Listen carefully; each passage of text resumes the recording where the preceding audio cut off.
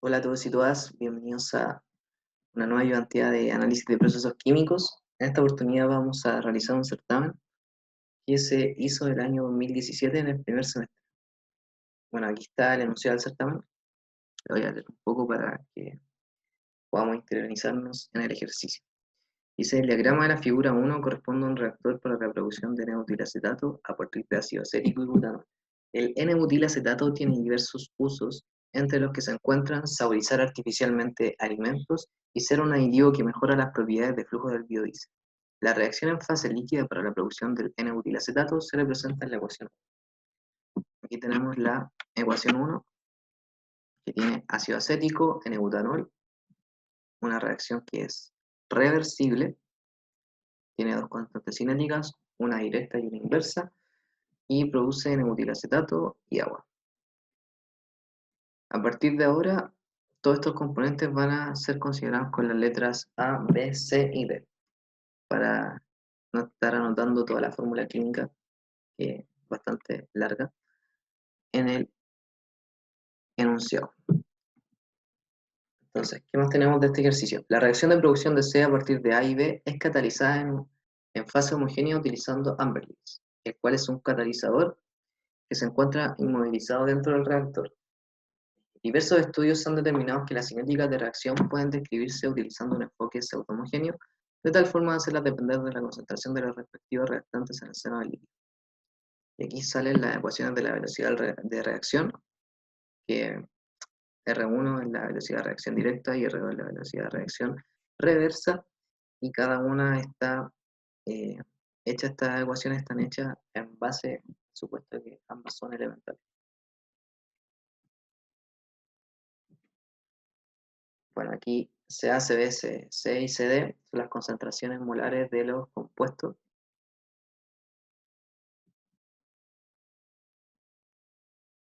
¿Y qué más tenemos como información adicional? Que las constantes cinéticas K1 y K2 dependen de la ecuación de Arrhenius, que sale ahí.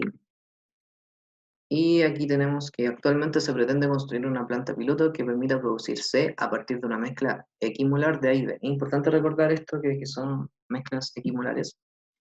Aquí está la figura 1. F1 y F2 son impulsados por la bomba hasta el reactor, convirtiéndose en F3. De acuerdo a los planos de construcción, se ha especificado un volumen de reacción de 1 metro cúbico. Adicionalmente, se dispone de un controlador de temperatura para el reactor que operará a 55 grados Celsius, y el flujo de 1 es puro en A, el flujo de 2 es solo de B. Entonces aquí el flujo 1, que está aquí arriba, entra solamente A, y el flujo 2 solamente entra B, que son alimentados al reactor. Y además hay un controlador de temperatura, el cual me permite tener el reactor siempre en una misma temperatura. Aquí hay un flujo de servicio que mantiene la temperatura de mi reactor en 55 grados Celsius. Entonces la temperatura del reactor es conocida. Eso es súper importante. Y además, como se mantiene siempre esa misma temperatura producto de la acción del controlador, podemos decir que es un reactor isotérmico. Aquí están las primeras preguntas que dice el enunciado: si el régimen de flujo del reactor R1 puede asumirse como perfectamente agitado, plantea un modelo que permite obtener las concentraciones de los compuestos de la salida del reactor, conocido el flujo de entrada y los antecedentes antes mencionados. Después tenemos que evaluar la factibilidad de la simulación mediante un análisis de la libertad. Aquí está la pregunta 3, que es la primera pregunta de simulación, que ya vamos a entrar en detalle en esa pregunta. En la pregunta 4 ya el ejercicio se empieza a complejizar un poco, puesto que se agregan más equipos al diagrama que teníamos anteriormente. ¿Qué equipos se agregan? Se agregan un intercambiador de calor, que voy a explicar a grosso modo lo que pasa acá. El intercambiador de calor va a llegar a una temperatura de equilibrio de la mezcla, la temperatura de burbuja. Cabe recordar que la reacción se realizó en fase líquida, entonces la función del intercambiador de calor es llegar a la saturación de esta mezcla, llegando al punto de burbuja, al punto donde sale la primera burbuja desde la mezcla líquida. Entonces ahí es donde empieza el equilibrio. Después hay una válvula la cual va a disminuir un poco la presión para que la mezcla entre saturada, como líquido saturado, ahí al separador flash, y al separador flash se van a separar en dos corrientes para poder obtener mayor cantidad de mi compuesto de interés, que ese cabe recordar que es el compuesto C. Y eso es a grosso modo como lo que pasa en este diagrama. Aquí hay algunos hints que nos van a ayudar bastante porque siempre tenemos problemas con el iterador inicial, es algo bastante complejo de elegir. Entonces aquí en este ejercicio nos dan cuáles son nuestros iteradores iniciales, así que no estamos evitando un problema. Aquí están los antecedentes adicionales que tanto la fase líquida como la fase gaseosa pueden asumirse ideales. Es decir, que una vez que nosotros estudiemos el equilibrio, ya después en el intercambiador de calor y en el separador flash, podremos usar las relaciones de la ley de Raoult. También tenemos que la presión de vapor se puede asociar a la ecuación de Antoine. Aquí están los parámetros de Antoine, los parámetros también de la ecuación de Arrhenius. Aquí están las otras propiedades físicas de los compuestos: el peso molecular, la densidad, la capacidad calorífica, la energía de vaporización, la temperatura de ebullición, adicionalmente la constante universal de los gases. Iniciamos con el modelado, que es la parte 1 de este ejercicio. Tenemos que plantear un modelo que nos permita obtener las concentraciones a la salida del reactor. Siempre lo que hacíamos para encontrar cada una de las concentraciones a la salida del reactor era plantear los balances de materia por componente, y eso es lo que deberíamos hacer en la parte 1. Ahora, importante, tenemos que saber en qué unidad está el flujo. El flujo lo hemos visto en unidades de masa, lo hemos visto en unidades de volumen por lo general, y ahora el flujo, que ahí está el flujo F3, está en unidades de moles. Como está en unidades de moles, ya no podemos hacer la relación F por C para identificar cada uno de los flujos por sus componentes. Entonces, por lo tanto, deberíamos considerar otra relación. ¿Y cuál sería esa otra relación? F por la fracción molar. Y al considerar esa relación, nos va a cambiar el término de la reacción química, que es todo esto en términos de las concentraciones. Entonces, lo que deberíamos hacer nosotros es colocar las concentraciones en función de las fracciones molares. ¿Cómo lo hacemos? La concentración parcial de X compuesto es igual a la concentración total por su fracción molar. Y esa es una ecuación bastante conocida y que responde también a la ley de idealidad, que nos dicen que tiene esta mezcla. Entonces, de esta forma, el modelado de las ecuaciones queda de la siguiente forma. Aquí está la pregunta 1. En cada ecuación me entrega un parámetro de salida. El balance de materia en A me va a entregar la fracción molar de A en la salida del reactor. El balance de materia en B me va a entregar la fracción molar de B en la salida. El balance de materia en C, la fracción molar de C en la salida. Y ahora, tenemos dos ecuaciones. Cada una de estas ecuaciones me va a entregar ya sea el flujo de salida o también me puede entregar la fracción molar de D en la salida. Ahora, como no tengo planteado el balance de materia global, y la razón por la que no está planteado es porque en este ejercicio en particular puede pasar que las fracciones molares al resolverlo el ejercicio no nos den 1. Entonces lo que nosotros hacemos es plantear la ecuación para que estas ecuaciones nos den sí o sí 1. ¿Por qué? ¿Por qué pasa esto? Porque el espesor puede encontrar un mínimo que sea local y perfectamente puede acomodar las fracciones para que se cumplan nomás las ecuaciones, no necesariamente que la sumatoria de 1. Para hacer eso nosotros tendríamos que plantear una restricción y aún no estamos eh, habilitados en el curso para poder hacerlo. Más adelante, sí, cuando empecemos a optimizar, ya vamos a poder plantear restricciones y podemos hacer este tipo de restricciones como que la sumatoria de todas las fracciones molares de 1. Entonces, puesto que no es el caso, ya que tenemos una ecuación cual sale explícitamente el flujo 4, vamos a elegir el balance de materia en D para que determine el flujo de salida del reactor, y mientras que la suma de las fracciones parciales nos va a ayudar a determinar la composición de salida de D, o la fracción molar de D. Y eso es todo lo que hay que hacer en la pregunta 1. Ahora en la pregunta 2, donde nosotros deberíamos realizar el análisis de grado de libertad, el cual está a continuación. Ya yo creo que a esta altura todos se manejan con esto. De todas formas está explícitamente anotadas cuáles son las variables, qué variable calcula cada una de las ecuaciones, cuáles son los datos que tengo del problema y cómo queda el DOF. Ahora, con este DOF, siempre lo que tengo que buscar es que dentro del DOF queden entradas, ya lo conseguí con F1 y F2, y que no queden salidas. Ahora, tengo tres incógnitas que puedo representarlas por medio de más ecuaciones, entonces eso es lo que voy a hacer a continuación, con ecuaciones adicionales como la ecuación de Arrhenius, que me permite obtener las constantes cinéticas de mis reacciones químicas, y también tengo la ecuación de la concentración total, que es que la sumatoria de todas las concentraciones parciales me da la concentración total, y también que la concentración parcial para un compuesto I no es más que la densidad de este compuesto I dividido en su peso molecular por la fracción molar asociada a este compuesto.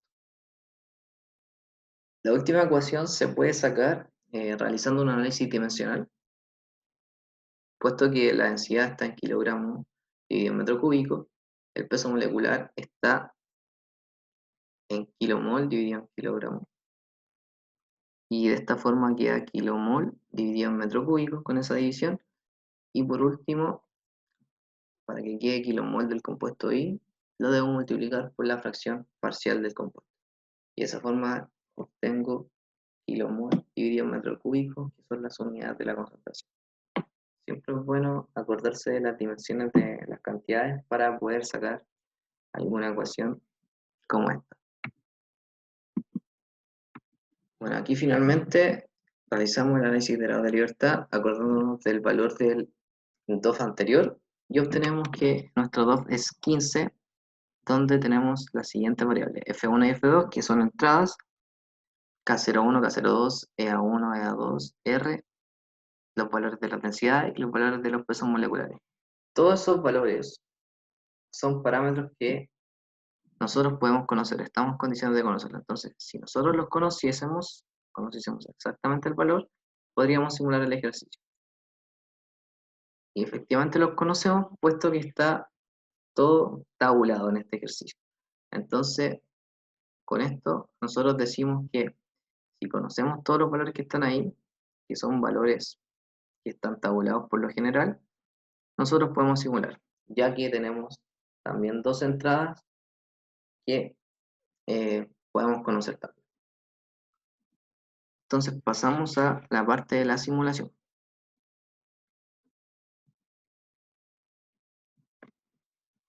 Bueno, lo primero que hacemos es realizar la función para este reactor, en donde nosotros vamos a anotar todas las ecuaciones, todos los balances. Y bueno, primero es la definición de los parámetros X, U y A. Aquí hay que tener ojo con que cada parámetro X sea acorde a cada una de las ecuaciones que nosotros definimos al realizar el análisis de grado de libertad. Entonces, por ejemplo, para poder determinar eh, la fracción molar a la salida del reactor, lo que nosotros dijimos es que la ecuación que lo va a representar es el balance de materia en el componente A, que es el que está a continuación. Ahora hay un detalle, que en este caso no está explícito el valor de F1, sino que está F3 partido en 2. ¿Por qué? F3 es la formación de F1 y F2, que son dos flujos que entran en la bomba y después la bomba los convierte en F3. ¿Qué pasa? Que tanto F1 y F2 son cantidades equimolares, y como los flujos están en cantidades molares, F1 y F2 son iguales, y son iguales a F3 dividido a la mitad del flujo F3. Entonces F1 es la mitad del flujo F3, F2 es la otra mitad del flujo F3, y ambos forman el flujo 3. Por eso sale ahí F3 medio, que es el único detalle diferente que hay con respecto a las ecuaciones que se vieron en la PPT. Bueno, adicionalmente, antes de plantear los balances, planteamos las ecuaciones para definir K1, K2 con Arrhenius y las concentraciones. También definimos nuestras variables de decisión, que en este caso solamente puse acá a F3, podría haber puesto también al volumen, a la temperatura, pero todos esos valores los puse aquí en la variable A. Y como tenemos esto ahora, lo que nosotros tenemos que hacer es volver a definir todas estas variables, pero ya de forma numérica en un nuevo script. Aquí está el script, que como siempre se empieza con estos 4 comandos. Aquí están los valores numéricos, muy importante recordar las unidades. Por ejemplo, la temperatura de operación está en 55 grados Celsius. Lo convertimos entonces a Kelvin, puesto que la ecuación de Arrhenius, que contiene la temperatura del reactor, tiene la constante de Locas ideal, en la cual está en Kelvin. Así que hacemos la conversión inmediata. Siempre trabajamos con kilomol. Aquí está el flujo 3 de la bomba y que va variando. ¿Por qué va variando? La parte 3 del enunciado nos pedía lo siguiente. Se me había olvidado leer. Esto que está acá. Si se sabe que la bomba puede operar entre 1 y 5 kmol por minuto, utilizar el modelo antes desarrollado para definir el flujo de entrada óptimo del reactor que permite obtener la mayor cantidad de concentración de N-butil acetato y la mayor producción de N-butil acetato. Y después nos preguntan si son esperables los resultados.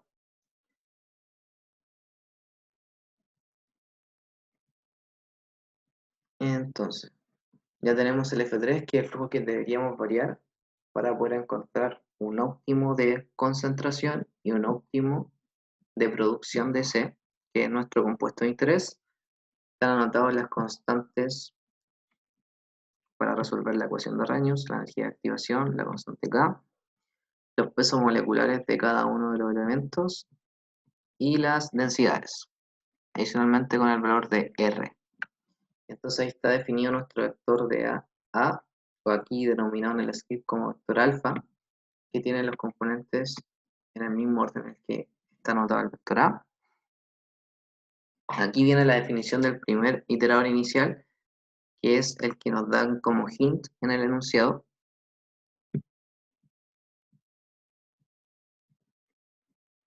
Y luego está aquí el testeo de mi función, que es donde vamos a parar este código. Entonces ejecutamos esto, vamos al testeo de la función para ver si nosotros deberíamos o no dimensionalizarlo. Veamos qué valores nos da. Y nos dan puros valores que son muy cercanos entre sí, con un iterador inicial que ya está probado. Entonces a continuación, como nuestro testeo de la función fue óptimo, pasamos a la etapa de la simulación.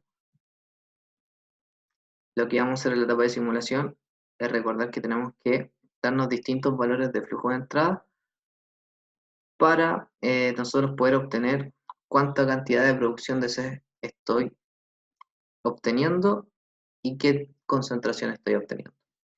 Entonces, son dos cosas las importantes: el flujo de salida del reactor y la concentración o fracción molar de C.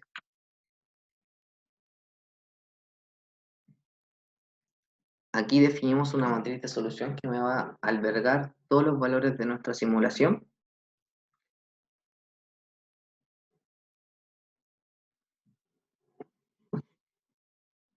Y procedemos a iterar mediante un ciclo for, que para cada ciclo, para cada iteración, va a ir cambiando el flujo de entrada.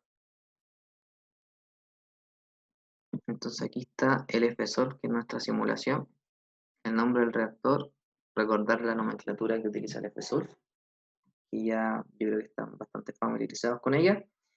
Y aquí esto es lo más importante, que F3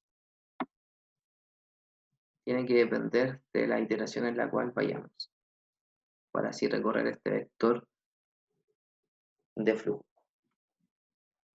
Está el iterador inicial, y aquí también otra cosa importantísima es actualizar el valor del iterador inicial. Sobre todo en este caso que hay flujos y los flujos varían mucho de una cantidad a otra. Entonces, si yo mantengo el iterador inicial, el flujo probablemente el programa no encuentre ningún óptimo y me salga después en la ventanilla de la command window que no hay una solución. Entonces vamos a realizar la primera simulación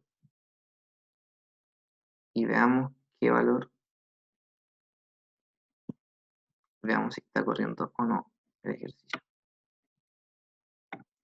Aquí está la ecuación que está resuelta. Entonces, como sale equation solved, nos podemos asegurar de que estamos optimizando con el FSOL. Está encontrando los valores. ¿Y qué valor encontró? Veamos nuestra matriz de solución. Por el momento en esta matriz de solución se está llenando la primera columna. Esos son los valores que encontró, son valores bastante lógicos. Y se fijan, aquí está el flujo, que es un flujo de 1 kilomol por minuto. Que si mal no recuerdo, era el primer valor del flujo. Y es 1 kilomol por minuto. En este caso coincide que los flujos son iguales en la entrada y la salida, pero es necesaria la simulación, puesto que hacer un balance molar total no es del todo válido. Siempre es válido, sí, el balance de la masa. Con masa total ahí sí siempre funciona. Así que en este caso coincide que el flujo de entrada y de salida molar son iguales, pero eso no siempre es así. Ya bueno, una vez que nosotros realizamos todas estas simulaciones, vamos a la parte gráfica del ejercicio, en la cual nosotros vamos a graficar la concentración, que la podemos dejar expresada como una fracción molar. Aquí definimos una figura, vamos a seguir dándole step a esto.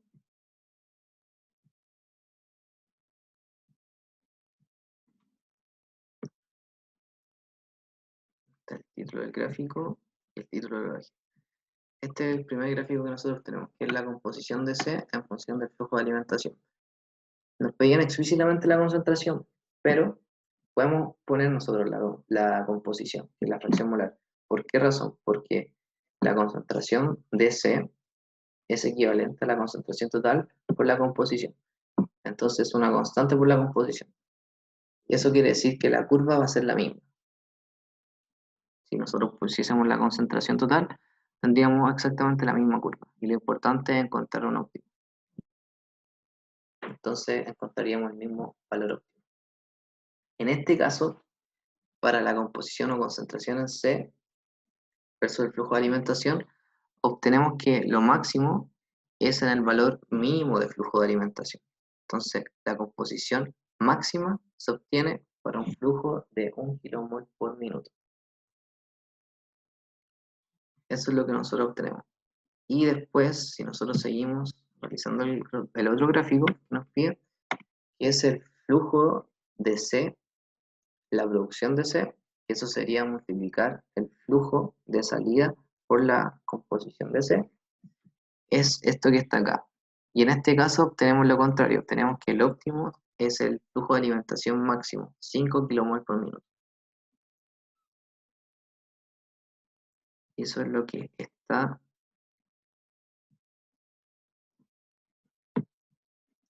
aquí en la simulación. Esos son los dos gráficos que nosotros obtenemos.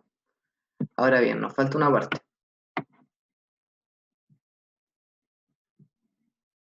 Entonces, ya respondimos para qué flujo hay una mayor concentración de N-butil y para qué flujo hay una mayor producción de N-butil. Entonces ahora tenemos que analizar qué es lo que está pasando. Por ejemplo, hay una mayor producción de N-butil. ¿Por qué se logra esto? Al entrar más flujo al reactor, lo que está ocurriendo es que entra más cantidad de reactante, entra más cantidad de A y de B, y eso produce que aumenten las posibilidades de colisión y se genere más producto C.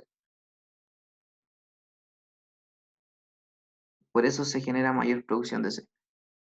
Ahora, ¿Por qué no? Esto implicaría una mayor concentración, siento que las probabilidades de colisión aumentan y también eh, debería aumentar aumenta la producción de C, pero no aumenta así la concentración. ¿Por qué? ¿Por qué pasa esto? Pasa porque al aumentar el flujo, el tiempo de residencia dentro del reactor va a ir disminuyendo. Entonces, mientras yo más flujo dé, menos tiempo de residencia voy a tener dentro del reactor. Entonces, efectivamente, las partículas tienen mayor probabilidad de colisión y eso se ve reflejado en una mayor producción de butilacetato. Sin embargo, como el tiempo de residencia disminuye, están menos en contacto dentro del reactor, lo que hace que la concentración no sea alta, sino que cuando hay mayor tiempo de residencia en el reactor, hay una mayor concentración de N-butilacetato, puesto que está más rato el fluido dentro del mismo reactor. Y eso es lo que está ocurriendo físicamente. Ahora, vamos a la parte 4, y dice lo siguiente. Hay una etapa de construcción que consiste en implementar un sistema de separación de los compuestos luego de la etapa de reacción. Para esto se propone el diagrama de la figura 2, que está acá, donde el intercambiador de calor HE1 calienta la mezcla de salida de R1 hasta su punto de burbuja, P igual a 1.5 bar. A continuación, la mezcla se hace pasar a una válvula que se reduce la presión. La finalidad de esto es que ya el intercambiador de calor, que es H1, lleva la mezcla hasta el punto de burbuja, es decir, está a punto de formarse el equilibrio líquido-vapor. Y lo que hace la válvula es disminuir la presión para que de esta forma no entre como mezcla líquido-vapor el flujo 5, sino que entre como mezcla líquida, saturada. Y se baja la presión solamente un poco. Y ese es el efecto que se genera.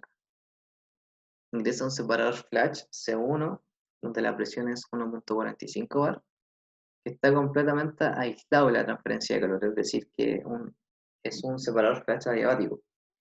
Para los dos puntos de operación obtenidos en el reactor anterior, en el reactor y en la simulación anterior, es decir, para un flujo de entrada de 1 kmol por minuto y para un flujo de entrada de 5 kmol por minuto, simular la planta completa y comentar respecto al desempeño del separador flash en ambas situaciones. Ya, bueno, aquí salen una serie de preguntas, pero primero vamos a ver cómo nosotros podemos simular esto.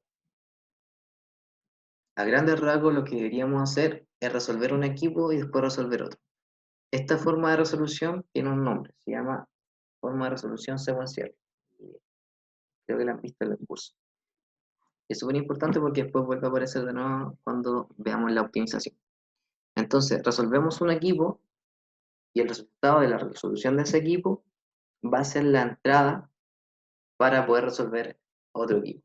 Entonces me explico. Por ejemplo, resolvemos el reactor y una vez que lo resolvemos vamos a tener completamente caracterizado el flujo 4. ¿Qué quiere decir esto? Vamos a obtener el valor de F4 y el valor de todas las composiciones molares. Y después, cuando nosotros entramos al reactor, ya tenemos definida o caracterizada todo el flujo 4. Y después planteamos las ecuaciones necesarias para poder obtener la salida de este equipo, que es F5. Y una vez que nosotros tenemos la salida de F5, vamos a proceder a simular el separador flash, sabiendo ya de antemano cuánto es la entrada F5, cuáles son los valores de los flujos, los valores de la presión, etcétera, etcétera. Y es así como se logra la resolución de este ejercicio. Entonces, teniendo en cuenta consideración y en consideración esto, vamos a pasar a la etapa de resolución en MATLAB. Pero primero, como ya tenemos dos equipos nuevos, estamos en la parte de simulación, aquí estamos.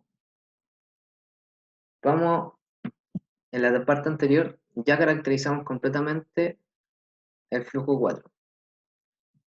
Por lo tanto, lo que vamos a hacer ahora es plantear las ecuaciones necesarias en el intercambiador de calor para poder caracterizar por completo el flujo 5. Y esto es lo que vamos a hacer. Primero vamos a suponer, bueno, no se supone, porque esto es así, ya que la composición en la entrada del intercambiador de calor del líquido va a ser igual a la salida, puesto que dentro del intercambiador de calor no ocurre ningún tipo de reacción. Vamos a tener también la ecuación de equilibrio, que está dada por la ley de Raoult, que es la presión de vapor,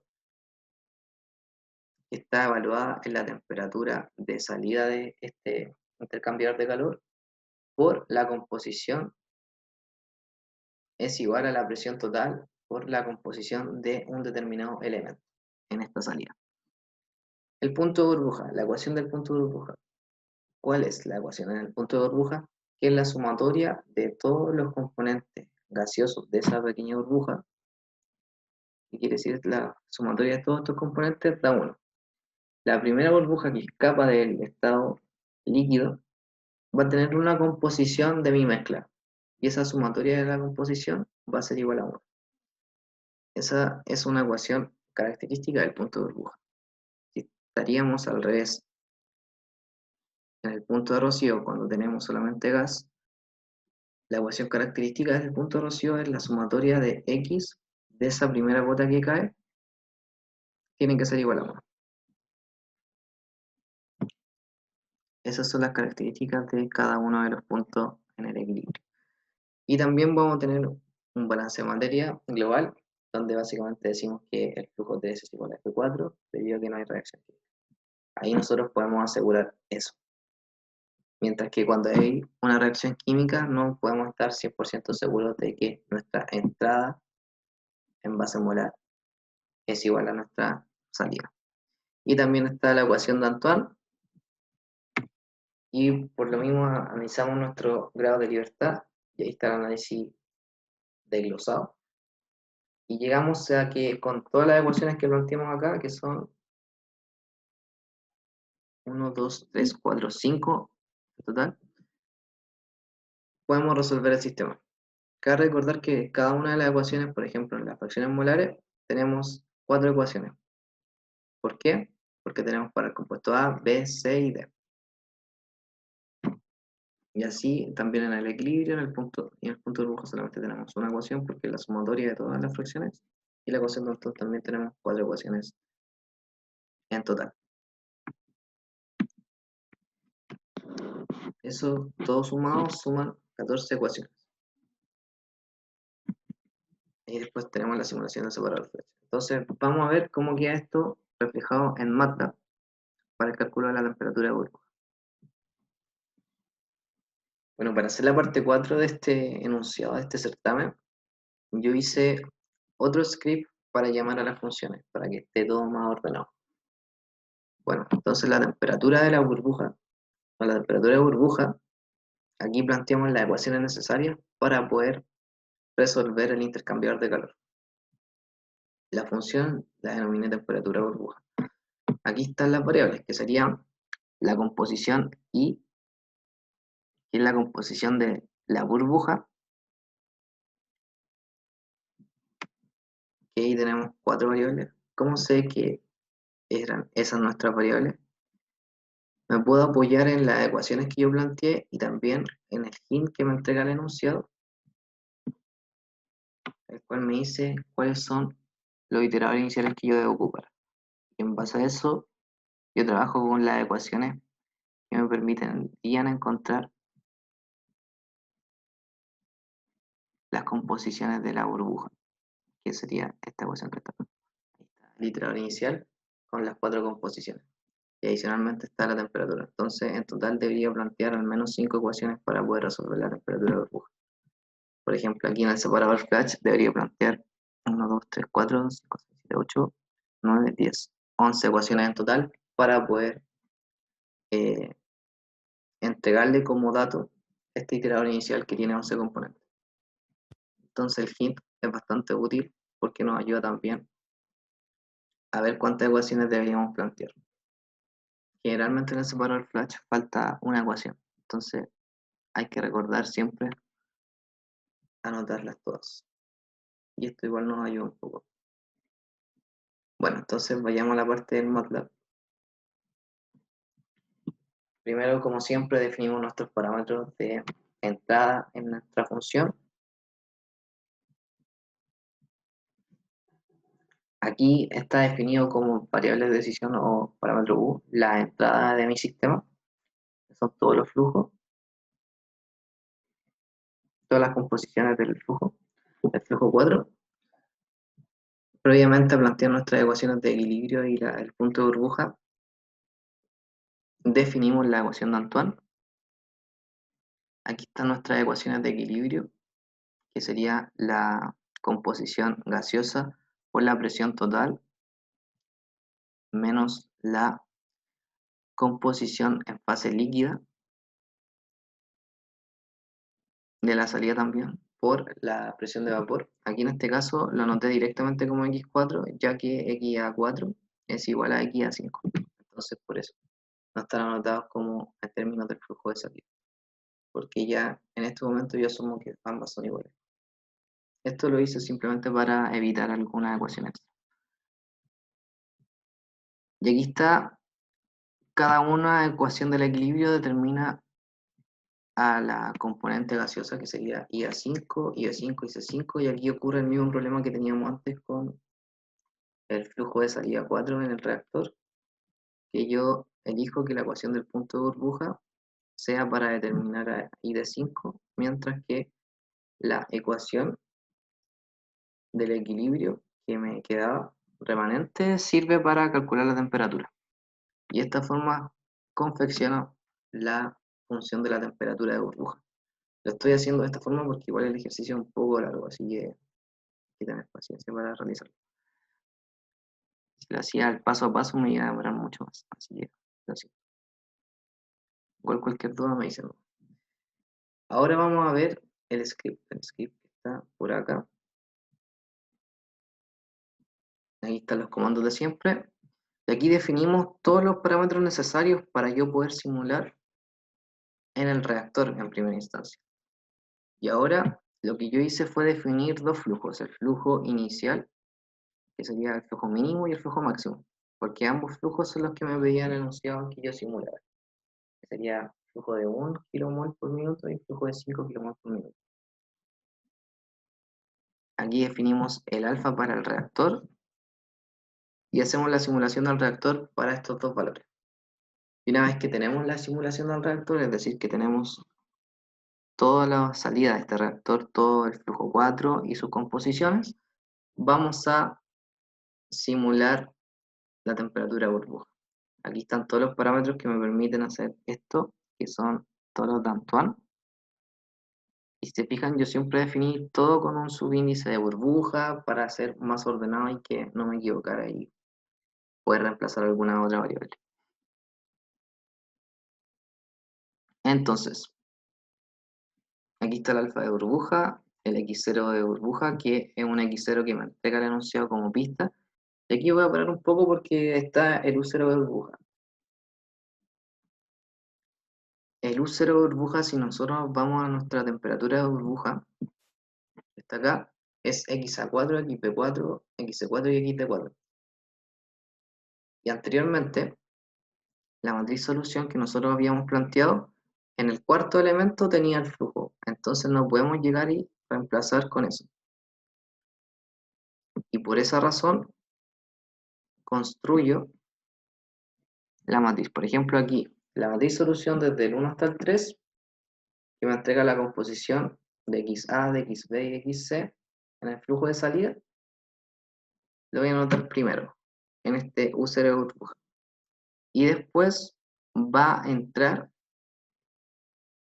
abajo de eso la cuarta composición, que está en la posición 5 de mi vector solución para el reactor.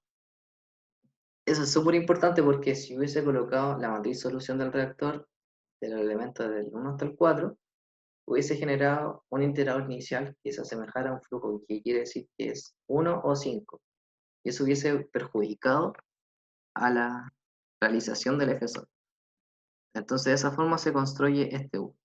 Y para construirlo de forma general, con dos columnas, se hace de esta forma, que es la forma que está abajo.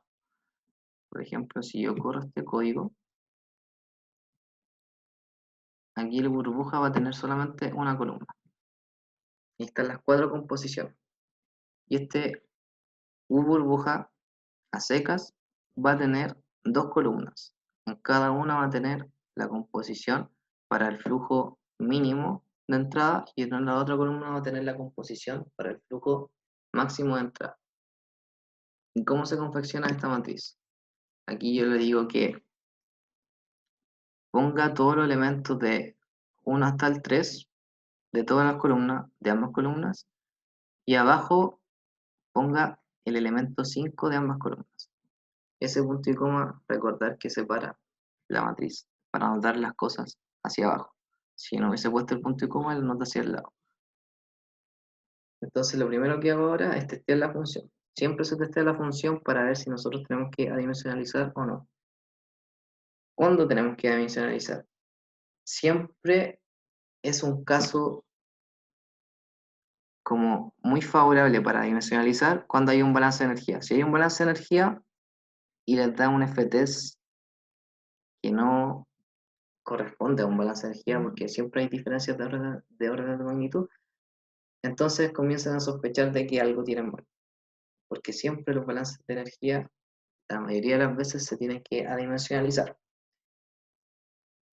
Generalmente, otro tipo de balances no, pero siempre hay que probar, porque nunca se sabe. Entonces veamos cómo están nuestras ecuaciones de burbuja. Ahí tenemos un menos 3, ¿podríamos decimalizarlo? Sí, pero vamos a ver cómo arroja el efesor. Que el efesor es lo más importante. Si el efesor no me entrega ninguna solución, entonces voy a proceder a la adimensionalización. Entonces veamos la solución de la burbuja. Sí me entrega una solución y es una solución que está factible. Veamos para seleccionarnos qué dice la command window y efectivamente sale equation solved y eso es lo que nos debería aparecer cuando hay una simulación buena.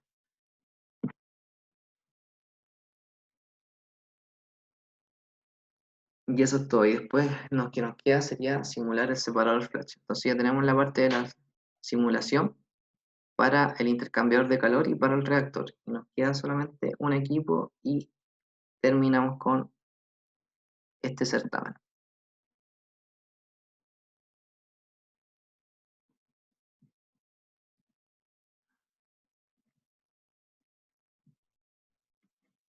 Bueno, aquí estamos en el separador flash y estas son las ecuaciones que debería tener el separador flash. Aquí están todos los balances que nosotros deberíamos plantear. Siempre la ecuación que se olvida es la ecuación de Rashford-Rice, que es una ecuación que me sirve para vincular tanto la parte de la composición líquida como la composición gaseosa. Y una ecuación importante para disminuir los grados de libertad. Entonces, las primeras ecuaciones que están acá, que son los balances de materia por componente, yo voy a elegir qué me van a determinar. En mi caso, voy a hacer que me determinen lo atingente a la composición líquida, o también puede ser a la salida líquida F7. Todo lo que tenga que ver con lo líquido me lo va a generar el balance de materia en el componente I. El equilibrio lo voy a usar para determinar las composiciones gaseosas. La ecuación de Rashford-Rice la voy a usar para determinar una composición líquida que me queda remanente en el balance de materia por componente. Entonces, una ecuación en el balance de materia por componente la voy a asignar para el flujo de salida de líquido, el flujo 7. El balance de materia global, como ya mencioné que el flujo 7 queda determinado por un balance de materia por componente, me va a determinar el flujo F6. Tenemos la ecuación de Antoine para apoyar al equilibrio. Recordar que la ecuación de Antoine tiene que ir con la temperatura dentro del separador flash. Y por último tenemos el balance de energía. Recordar que es un buen candidato para la adimensionalización cuando tomamos el código. Y aquí está F5 por CP5, donde CP5 corresponde a una capacidad calorífica mix de la mezcla. Y tenemos una temperatura de referencia que por lo general lo podemos asignar como 298 Kelvin, que es lo más clásico. Y aquí, cuidado con esto porque en la fase gas vamos a tener dos entalpías. Una entalpía que va a asignar calor sensible y otra que nos va a asignar calor latente. El calor sensible es el calor que nos va a costar llevar la temperatura con que entra el fluido hasta la temperatura con la cual opera el flash, que ese sería el T-flash menos la de referencia. Y después, para convertir la mezcla en vapor, tenemos que ocupar la entalpía HV6 como esta entalpía de calor latente. Ya tenemos el calor de vaporización, lo tenemos tabulado. Y también en este caso tiene que ser un calor de vaporización mix porque tenemos una mezcla. Y finalmente tenemos la parte líquida, que es CP7 por CP7, que también es un mix. Y la temperatura flash menos la temperatura de referencia. Y ese es el balance de energía. Entonces, veamos, aquí está el desglose del análisis de grado de libertad. Y nos damos cuenta que nos quedan 4 variables por determinar, que son CP5, CP6, CP7 y el HV6. Entonces, como yo dije anteriormente, estas variables son de la mezcla, entonces deberíamos plantear un CP mix y un HV mix. Y eso es precisamente lo que tenemos a continuación como ecuación adicional. Ahí está la ecuación de los CP. Aquí tenemos para los tres que nos faltan, el 5, el 6 y el 7. Y la entalpía de vaporización también ahí está ponderada. Ojo que podemos ponderarla de esta forma, puesto que están ambas por unidad de kilomol. Así que por esa razón nosotros podemos realizar esta ponderación. Entonces, una vez que tenemos todo esto, vamos a pasar a la simulación en MATLAB. Primero viendo cómo se construye la función del separador flash, que esta función tiene en total 11 variables, son bastantes. Ahí están definidas de forma tal como yo las definí en el modelado cuando realicé el análisis de grado de libertad. De todas formas, igual siempre es recomendable anotar qué variable va a resolver cada una de las ecuaciones, para que de esa forma coincida con lo que ustedes definieron arriba. Previamente a los balances y a las ecuaciones atingentes como al separador flash, hay que resolver la ecuación de Antoine y también las ponderaciones del CP, el 5, el 6 y el 7, y también la entalpía de vaporización, que sería el HV6. Ahí están todas las ponderaciones realizadas y también aquí está la ecuación de Antoine. Aquí están los balances que nosotros planteamos para el separador flash. Las 11 ecuaciones. Y ahora, si se fijan acá, está realizada la dimensionalización. Vamos a sacar esto por un momento para poder simular. Para poder simular esto. Y que nos fijemos si nos da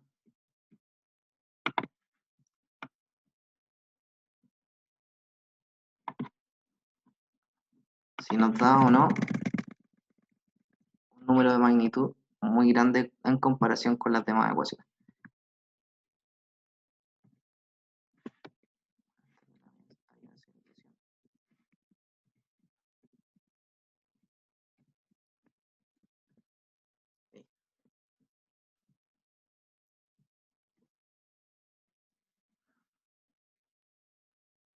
Vamos a ver cómo está nuestra llamada, que la dejamos en pausa al calcular la temperatura de burbuja.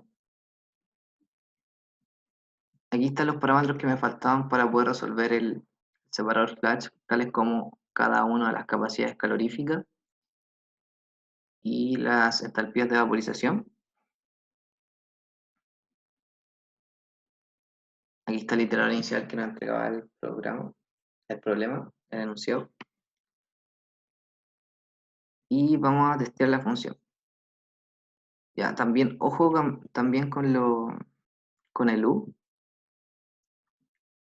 que también hay que definirlo paso a paso para que nos queden las dos columnas con toda la información que nosotros necesitamos, al igual como lo hicimos anteriormente. Para evitar este problema también ustedes pueden definir anteriormente cuáles son las variables que van a ir dentro de su vector U y cuáles son las variables que van a ir dentro de su vector alfa, y pueden intercambiar variables para que, si es que se enredan mucho colocando la de esta forma. Entonces aquí está el separador flash, el testeo del separador flash, que es lo que voy a revisar ahora.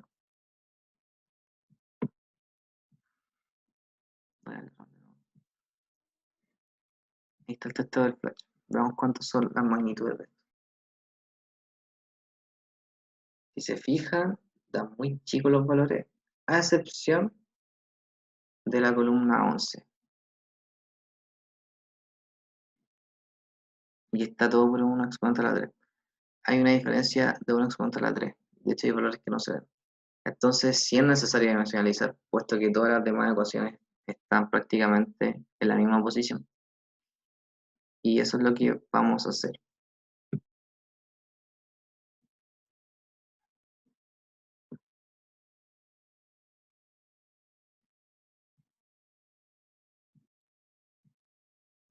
Aquí está la ecuación, nuestra dimensionalización. Determina la temperatura tal y como nuestra última variable, que es la variable 11. Entonces, guardamos esto y vamos a proceder a simular.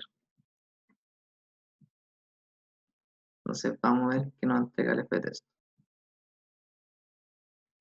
Y nos entrega puros valores que están relativamente cercanos o que difieren a lo más en 1 o 2 órdenes de magnitud. Pero ya 3 órdenes de magnitud o más ya es muy superior y tenemos que hacer algo al respecto. O si no, el programa va a arrojar un error y lo más probable es que el profesor no encuentre la solución que nosotros estamos buscando. Ya, una vez que nosotros nos cercioramos de que el testeo de la función está ok, vamos a pasar a resolver este problema.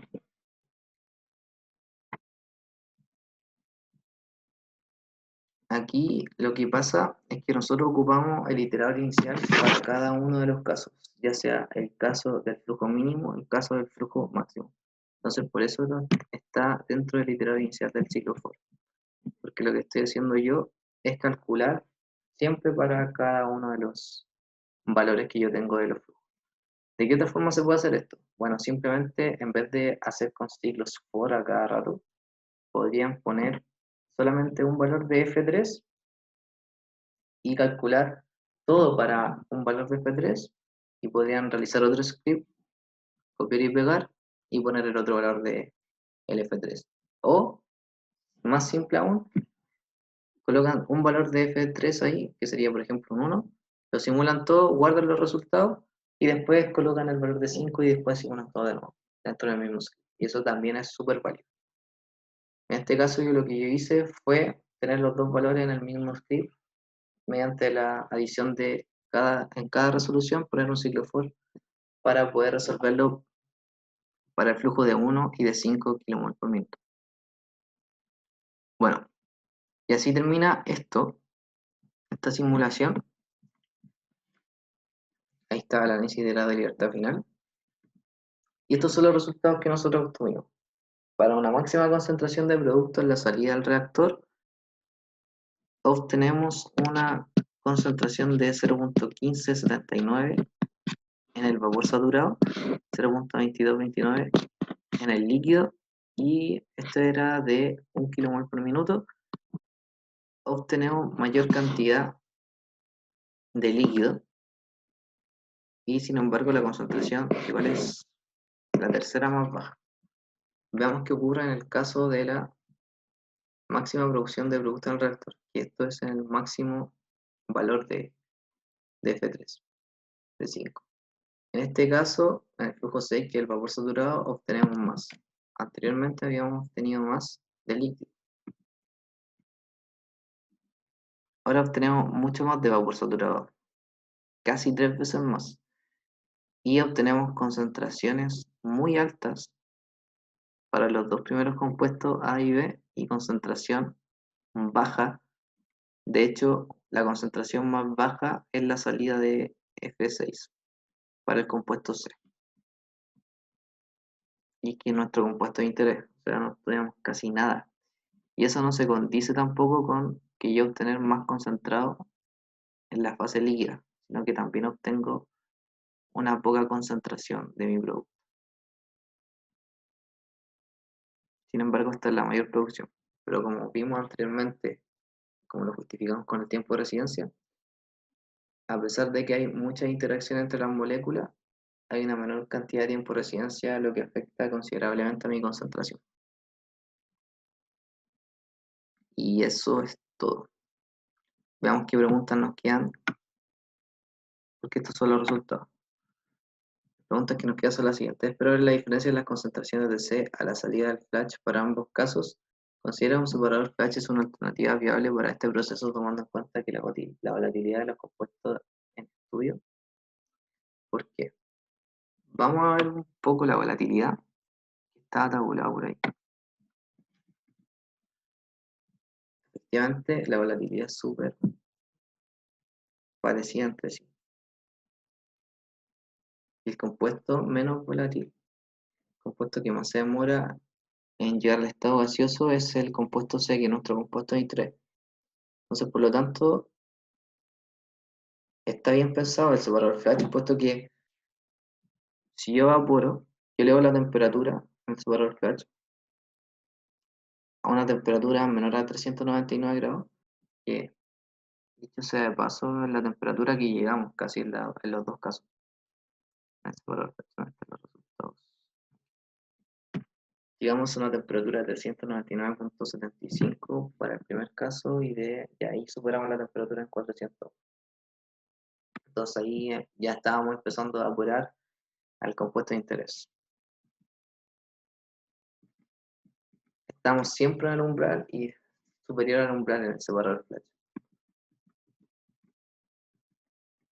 Entonces no sería una buena opción tener un separador flash, puesto que estamos superando nuestra temperatura umbral para ebullir nuestro compuesto de interés. Y eso quiere decir que se está ebulliendo toda la mezcla, ya que superamos los 400, los 399 grados. Y eso es malo porque no nos concentramos ni en líquido ni en vapor. Y eso se ve reflejado en la tabla. Lo que nosotros deberíamos pensar si nosotros planteamos un separador flash es que primero que nada nos superamos la temperatura de 399 Kelvin y que si es que no la llegásemos a superar, por ejemplo en este caso que estamos bastante cerca, se evaporen los demás componentes y me quede como concentrado en el líquido o en la fase líquida el compuesto de interés C. Y eso en ningún momento es el caso. Si bien es cierto que a una mayor composición aquí en la fase líquida que es la gaseosa y una mayor cantidad de compuesto C, también queda mucho del compuesto A y el compuesto B. Entonces una buena solución sería poder aumentar el tiempo de residencia en el reactor. Si nosotros logramos aumentar el tiempo de residencia en el reactor, ya maximizando el flujo, que es de 5 kilómetros por minuto, podríamos tener una mejor respuesta. Pero el separador flash no es una buena alternativa, puesto que nos estamos superando la temperatura de ebullición del compuesto de interés. Y se está tanto ebulliendo como saliendo de la fase líquida, y eso no es esperable para nuestro proceso. Así que eso es todo. Voy a intentar hacer lo más corto posible esto porque salió bastante largo el ejercicio y faltó la parte de la implementación en MATLAB, pero como ya la tienen más interiorizada, me tomé la libertad de cómo hacerlo de esta forma. Siempre voy a responder las dudas que tengan al respecto, así que estaré atento. Eso es todo. Cualquier duda, como dije, ahí está mi correo. También tienen otros contactos como para poder preguntarme. Y eso ha sido todo por ahí. Espero les haya servido esta ayuda. Los reto que la hagan solos, porque igual es un gran desafío hacerla solo. Son muchos pasos los que hay que hacer. Es muy fácil equivocarse en un ejercicio, en una ecuación. De hecho, es muy fácil equivocarse anotando los datos porque tienen decimales y son bastantes decimales en algunas ocasiones. Así que es un buen desafío hacer este ejercicio solos. Si lo logran hacer solos, yo creo que ya pueden ejecutar un código tipo certamen de la forma más normal posible. Eso es un objetivo que se debe tener en este curso. Así que ánimo y ánimo con la entrega que tienen la próxima semana. Eso ha sido todo por hoy.